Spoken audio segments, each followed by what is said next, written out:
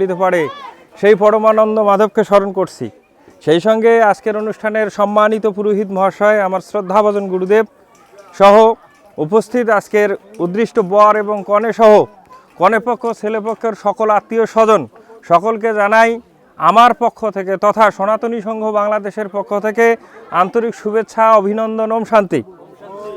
আশা করি দুই পক্ষের লোকজন অতি আনন্দ ঘন আশা নিয়ে দুই পাশেই বসে আছেন।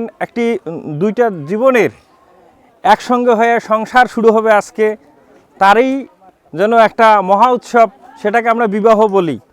সংস্কৃত বিবাহ শব্দটার বাংলা অর্থ হইল বিশেষভাবে বহন করা। কি বহন করবে? একজন আর একজনের ভার বহন করবে। আজকে আমার শশীভূষণ বন্ধু, সে ওই কন্যার যে মান, ইজ্জত, সম্মান সমস্ত কিছুর ভার বহন করবে। তার কাছে তার পিতা, কন্যার পিতা আজকে আমার বন্ধুর হাতে তুলে দেবে, ঠিক না? আর তেমনিভাবে আমার বন্ধুরও যে জীবনের সকল ধর্ম কর্ম যা কিছু আছে, এই যে যা কিছু করবে সেই সমস্ত কিছু রক্ষণাবেক্ষণা করবে আজকের এই উদ্দিষ্ট কনে শ্রীমতী দৃষ্টিরানী, না? এইটাই হলো বিশেষভাবে বহন করা, একজন আরেকজনের ভার বহন করা। কারণ একজন পুরুষ মানুষ বিভিন্ন অর্থ উপার্জন করবে, সংসারের বাহিরে যাইবে, বিভিন্ন কাজকর্ম করবে, এখান থেকে ফিরে আসে সংসারে যে তাকে শান্তি দেওয়া, তাকে স্বস্তি দেওয়ার জন্য একজন যোগ্য রমণী চাই। এজন্যই কিন্তু আমাদের সমাজে বিবাহ প্রথার প্রচলন করা হয়েছে। তবে আপনারা হয়তো দেখতেছেন আজকের এই বিবাহ প্রথায় যে প্রচলিত যে পন্থা আর আমরা যেভাবে আমাদের এখানে পুরোহিত মহাশয় যেভাবে বিয়ে পড়াইতেছে তার মধ্যে অনেক অনেক পার্থক্য। যদি আপনারা জ্যামজাম না করিয়া গুরুত্ব সহকারে কয়েকটা কথা শোনেন, অনেক কথা বলার এখানে জায়গা নাই, সময়ও নাই, কয়েকটা কথা শোনেন তাহলে একটু বুঝতে পারবেন। আজকের এই অনুষ্ঠানে আসলে বলা হয়েছে কন্যা দান, সম্প্রদানই বিবাহ করে না। আজকে কন্যার মেয়ের বাপে তার মেয়েকে দান করবে বরের কাছে, সুপাত্রের কাছে, তো কন্যা দান করবে। তো এইখানে কি হয়েছে, বিবাহটাতে কন্যা দান হচ্ছে।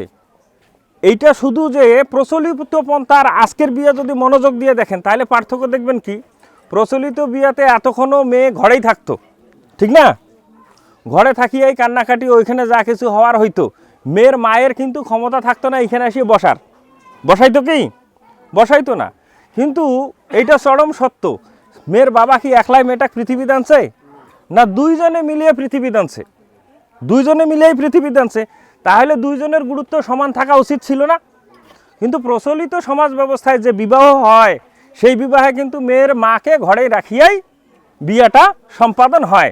মেয়ের মায়ের কোনোদিনও বাপদাদা 14 পুরুষের কান্টা নাই, মেয়ের মা কন্যা সম্প্রদান করে। তো এইটা প্রচলিত পন্থায় নারীদেরকে একটা মানে কি করে দেওয়া, ছোট করে রাখার একটা সমাজ ব্যবস্থা, যেটা আর্য বা বৈদিক কৃষ্টি বা বৈদিক যে আমাদের ধর্ম ব্যবস্থা তার সঙ্গে যায় না। কারণ বেদে আমরা তো সাধারণত এমনিতে মহিলাদেরকে ছোট করে দেখে সাধারণ সমাজ ব্যবস্থা, কিন্তু আমরা হিন্দুরা জানি না, আমরা বেদ পড়ি নাই, আমরা শাস্ত্র পড়ি নাই, সেজন্য জানি না বেদত কী লেখা আছে।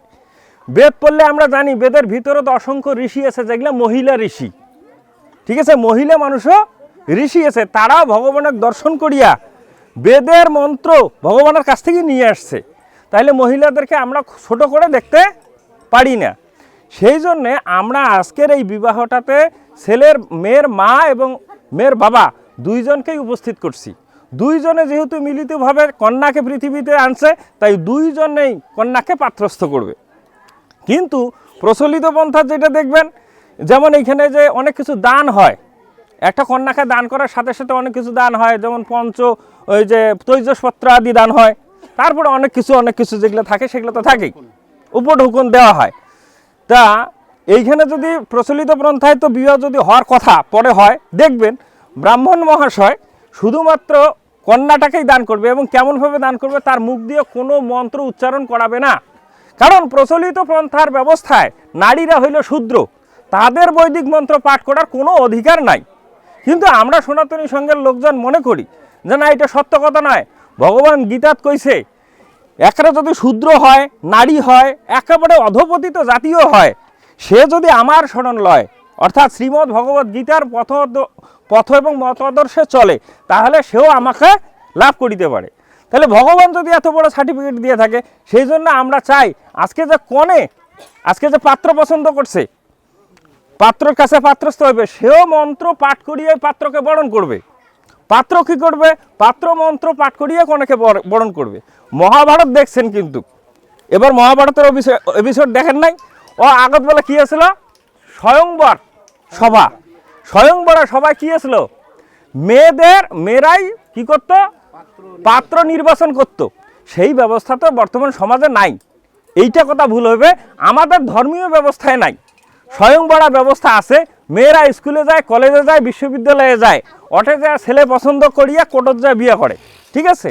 ওই রকম স্বয়ংবরা ব্যবস্থা কিন্তু আছে, যদিও আমাদের ধর্মীয় ব্যবস্থা এটা নাই। তো যাই সেই সমস্ত কথা, আমরা শুধু আপনাদেরকে এইটা বুঝাইতে চাচ্ছি যে আজকে মেয়ে ওই যে বামন যেমন থাল ঘোড়া দান করবে কন্যার বাপে, আর ছেলে হাতত নিয়ে চলে যাবে, মেয়েটাকেও কিন্তু ওইভাবে দান করবে, কোনো শব্দ মুখ দিয়ে করবে না।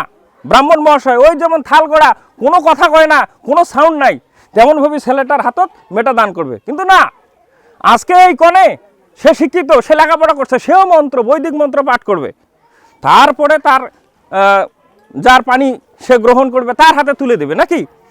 আমরা চাচ্ছি এইরকম একটা সমাজ ব্যবস্থা হিন্দু সমাজে প্রচলন করার। এইটাই হলো আমাদের সনাতনী সংঘ, আর এইটা থেকে উত্তরণের জন্য আমরা এই ব্যবস্থাগুলো নিছি। এখন কথা হইল, সমাজে যদি নতুন কোনো কিছুর প্রচলন করা হয়, ঠিক আছে, সমাজ প্রথমে একেবারে নাটি সোটা অনেক কিছু নিয়ে সেটার প্রতি বাধা প্রদান করে। কেন এইটা ছিল, কেন এইটা হবে? আজকে এই পরিবর্তনটা সহজেই সমাজ মানিয়ে নিতে চায় না। তো অনেক কষ্ট হইলেও আমার বন্ধুবর শশীভূষণ আজকে যে উদ্দৃষ্ট বর, সে অন্ততপক্ষে তার ইচ্ছায় বা বলতে গেলে হয়তো বা জোর করেই আপনাদেরকে এখানে প্রস্তুত করাইছে যে সনাতনী সংঘ মতে বিবাহ হবে, না হলে আমি সন্তুষ্ট নই। যার কারণে হয়তো আপনারা মত দিচ্ছেন যে এইভাবে একটা বিয়ে হবে। যদি এইরকমভাবে বিয়েটা দেখেন, বিয়েটা যদি পছন্দ না হয়, তাহলে আপনারা পরবর্তীতে তাকে বলেন, কারণ সে একটা উচ্চশিক্ষিত, আপনারা যাকে জামাই করছেন সে বাংলাদেশের সর্বোচ্চ শিক্ষিত একটা ছেলে এবং মহান একটা পেশার সঙ্গে জড়িত, সে শিক্ষকতার সাথে জড়িত। সে আপনাদেরকে কেন এইরকম পদ্ধতিতে বিয়ে দেওয়ার জন্য উদ্বুদ্ধ করলো, এইটা বুঝতে, পণ্ডিত শিক্ষক, আচ্ছা, এইটা আপনারা বুঝতে পারবেন।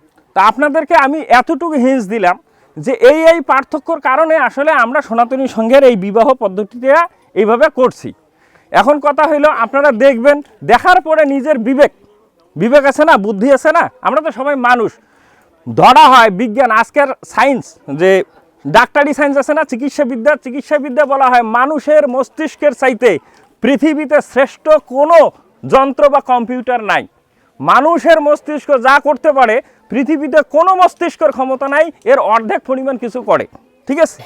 তা আমরা তো মানুষ, উন্নত প্রজাতির। তা আপনারা একটু নিজেদের বিবেক, নিজেদের বুদ্ধি দিয়ে বিচার করে দেখবেন আসলে যা করা হইল তা কতটুকু যুক্তিযুক্ত এবং যা প্রচলিত ব্যবস্থায় চলে তা কতটুকু যুক্তিযুক্ত, নিজের বুদ্ধি দ্বারা, বিবেক দ্বারা বিচার করে দেখবেন। সেই সঙ্গে এইটা করার ক্ষেত্রে আপনারা অনেকেই যদি মনে কষ্ট পেয়ে থাকেন, অনেকেই যদি মনে করেন যে আজকের বিবাহটা এইরকম করে জোরপূর্বক হইলো বা আমার জামাই এটা করাইলো, তো যদি মনে করে থাকেন, সেই ক্ষেত্রে আমি যেহেতু সনাতনী সংঘের সহ তথ্য প্রচার সাংগঠনিক সচিব, সেই সঙ্গে আজকে উদ্দৃষ্ট বরের বন্ধু, সেই ক্ষেত্রে আমি বলবো যে আপনারা অন্ততপক্ষে এই মনে কষ্টটা না নিয়ে আমার বন্ধুবর সেই সঙ্গে আমাদেরকে ক্ষমা সুন্দর দৃষ্টিতে দেখে স্বাভাবিকভাবে নিজেদের আত্মীয়র মতো বরণ করে নেবেন। সেই শুভকামনায় আজকের উদ্দৃষ্ট বর শ্রী শশীভূষণ মহাশয় এবং শ্রীমতী দৃষ্টিরানী মহাশয়ার জীবনের সর্বাঙ্গীন উন্নতি কামনা করে দুই পক্ষের সমস্ত মানুষ এখানে যারা উপস্থিত হয়েছেন সবার জীবনের মঙ্গল কামনা করে আমার দুইটা কথা শেষ করতেছি। সবাই ভালো থাকবেন, সুস্থ থাকবেন। ওম শান্তি। ধন্যবাদ। আমার বললেন যে মেয়ের বাবাই শুধু কন্যাদান করতে পারে, আর কেউ করতে পারে কিনা?